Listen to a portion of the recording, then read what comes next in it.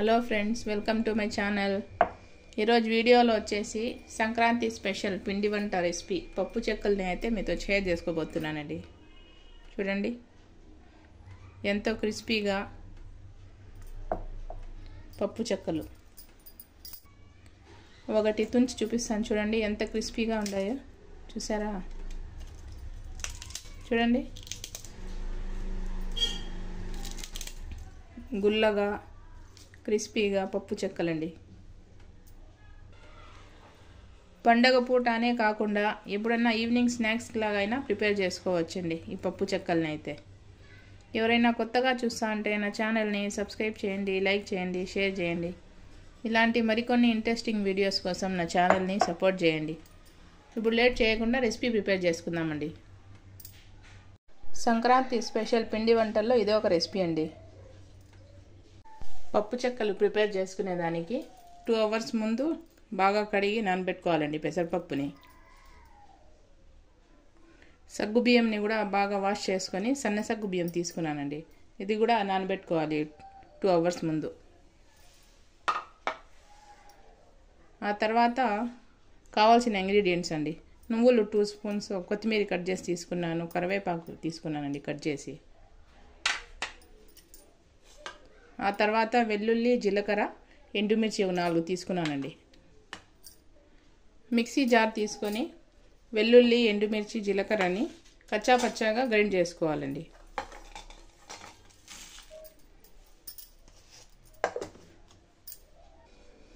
ఆ తర్వాత స్టవ్ మీద ఒక గిన్నె పెట్టుకొని అందులో 2 spoons నెయ్యి వేసి వేడి చేసుకోవాలండి. ఈ నెయ్యి వచ్చేసి హోమ్ మేడ్ అండి. దీని రెసిపీ కావాలంటే మన ఛానల్లో ఉండాలి. ఎవరైనా చూడాలంటే విజిట్ చేయండి.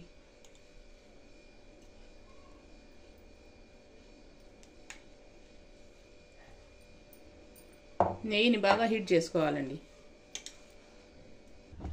నెయ్యి అయితే వేడైపోయింది. ఇప్పుడు స్టవ్ ఆఫ్ చేసేసి పిండి కలుపుకుందామండి. పిండి కలుపుకునేదానికి ఇలా ఎడల్పుగా ఉన్న ప్లేట్ ఒకటి తీసుకోవాలండి. ప్లేట్లో జల్లెడ పెట్టుకొని 2 కప్పుల బియ్య పిండిని యాడ్ చేసుకోవాలండి. ఇది ఇంట్లో ప్రిపేర్ చేసుకునేది అయినా పర్వాలేదు, బయట మార్కెట్లో దొరికేదైనా తీసుకోవచ్చండి. చూడండి, 2 కప్పులు తీసుకున్నాను. ఈ పిండి అంతా బాగా జల్లించుకోవాలండి.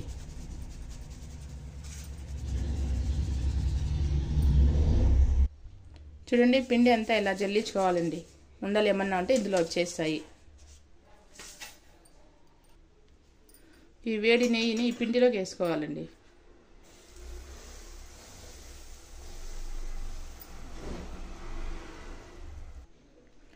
ఏ కప్పుతో అయితే పిండి తీసుకున్నామో అదే కప్పుతో 1.5 గ్లాస్ వాటర్ వేసుకొని బాయిల్ చేసుకోవాలండి.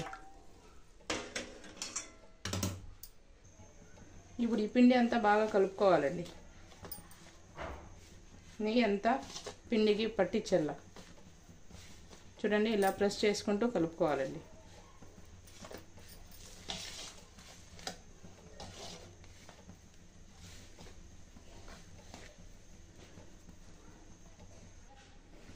ఈ నెయ్యి ప్లేస్లో బటర్ అయినా వాడచ్చు, లేకుంటే వేడి ఆయిల్ అయినా వేసి చేసుకోవచ్చండి.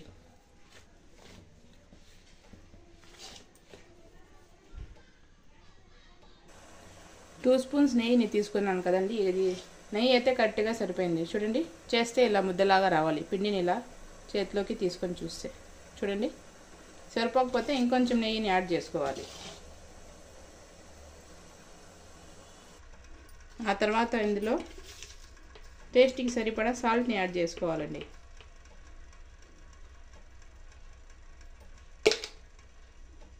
ఆ తర్వాత కట్ చేసుకున్న కొత్తిమీరని యాడ్ చేసుకోవాలి. కట్ చేసుకున్న కరివేపాకుని యాడ్ చేసుకోవాలి.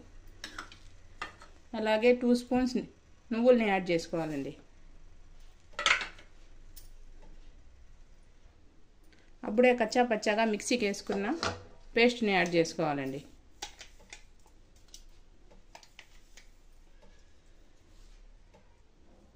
టూ స్పూన్స్ మినప్పప్పుని యాడ్ చేసుకోవాలండి.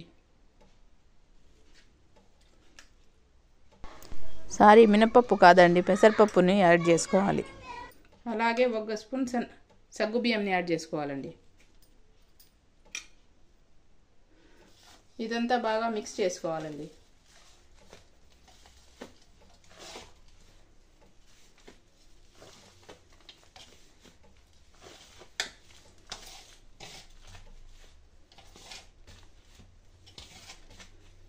సాల్ట్ని టేస్ట్ చూసి వేసుకోవాలి.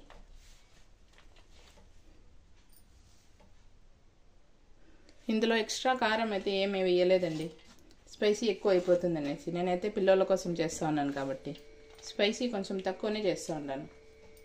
ఇలా మిక్స్ చేసుకున్న తర్వాత హాట్ వాటర్ వేసి కలుపుకోవాలండి.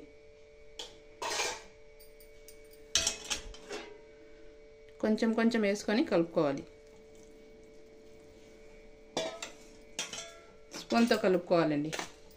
ఎక్కువ వేడిగా ఉన్నాయి వాటర్ అయితే.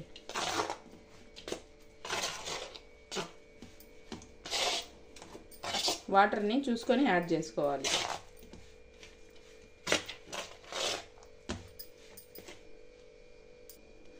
ఇలా కలుపుకున్న తర్వాత స్పూన్ తీసేసి చేత్తో కలుపుకుందామండి. చపాతీ ముద్దలాగా చేసుకోవాలండి పిండిని అయితే.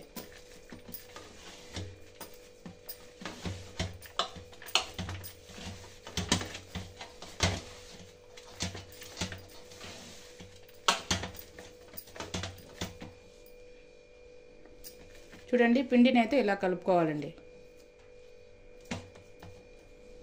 నేను తీసుకున్న వాటర్లో ఇవైతే మిగిలిపోయినాయండి. ఈ పిండిని కవర్ చేసి ఒక 15 మినిట్స్ సైడ్లో పెట్టుకోవాలండి. స్టవ్ మీద కడాయి పెట్టుకొని ఆయిల్ వేసుకోవాలండి. ఆయిల్ని హీట్ చేసుకోవాలి.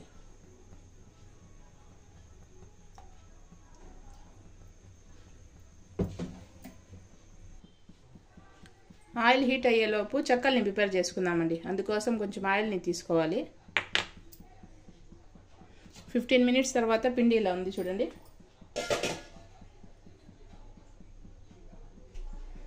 చేతికి ఆయిల్ అప్లై చేసుకొని చిన్న చిన్న ఉండలుగా చేసుకోవాలండి పిండిని.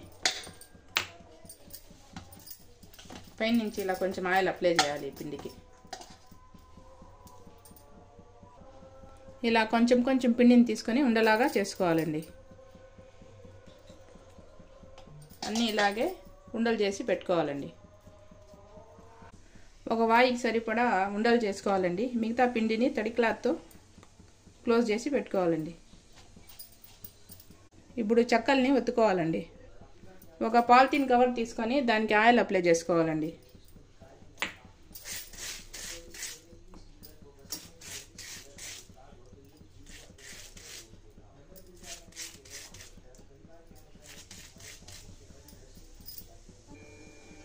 ఈ పిండిని కొంచెం కొంచెం గ్యాప్ ఇచ్చి పెట్టుకోవాలండి.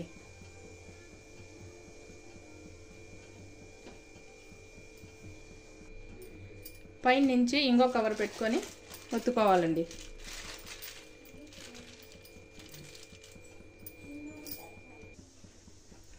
ఇలా వెడల్పుగా ఉండే గ్లాస్ ఒకటి తీసుకొని ఒత్తుకోవాలండి. చూడండి, ఇలా ఒత్తుకోవాలి.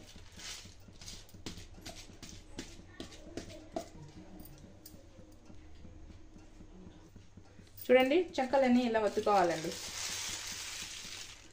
ఈ పాలిథిన్ పేపర్కి కూడా ఆయిల్ రాసినానండి, అందుకని ఈజీగా వచ్చేస్తుంది.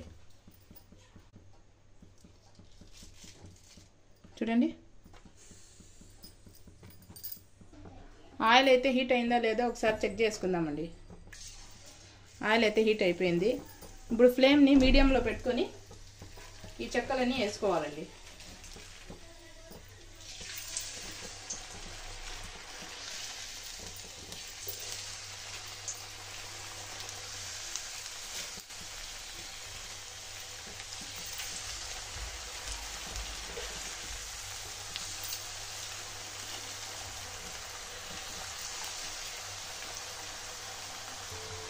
అన్నీ ఇలా వేసుకున్న తర్వాత ఒకటి టర్న్ చేసుకోవాలండి.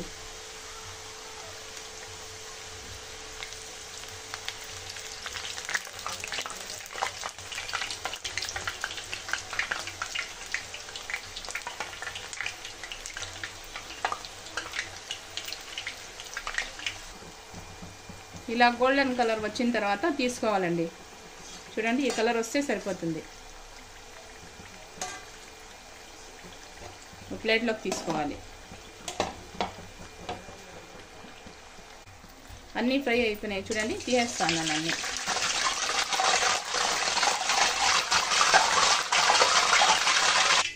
చూడండి అన్ని ఆయిల్ ఇలా బాగా తీసేసి ఒక ప్లేట్లోకి వేసుకోవాలండి.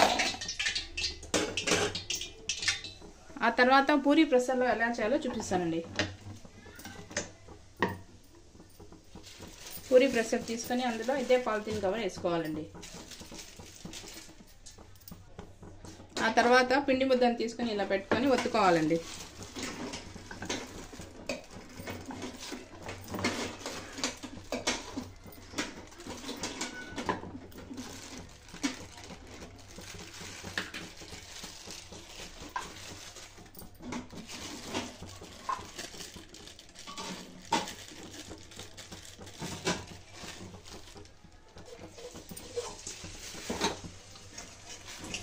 ఇలా ఒత్తుకొని అట్లే ఆయిల్లోకి వేసుకుంటూ ఉన్నానండి. చూడండి చెక్కలని ఇలానే ప్రిపేర్ చేసుకోవాలండి. ఇంత కలర్ వస్తే తీసేయచ్చండి. చూడండి అన్నీ ఇలానే డీప్ ఫ్రై చేసుకోవాలండి. ఫ్లేమ్ని మీడియంలో పెట్టి చేసుకోవాలి, లోపల నుంచి బాగా ఫ్రై అవుతాయి.